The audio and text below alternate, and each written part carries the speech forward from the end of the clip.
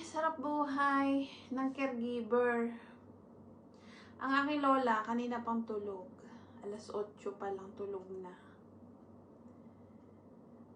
Tapos kanina hapon, maaga rin siyang natulog. Tapos natutulog ako, ginising naman ako at siya babangon na. Tapos ngayong hapon, ang aga namang natulog. Tapos mamaya madaling araw siya gising, ako naman ang tulog. Tapos gigisingin ako. Ay, iba na talaga pagka ang matanda ay umiidad. Yung edad niya talaga ay as in matandang-matanda na. Nagbabago ng lahat ang kanyang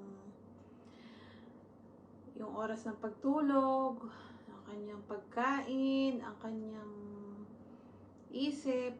Pero minsan naman okay naman si Lola. Minsan-minsan lang naman. Ayun, yun talaga ang mapapansin ng mga caregiver pagka talagang matanda-matanda na ang iyong amo. Kaya, ayan, no choice.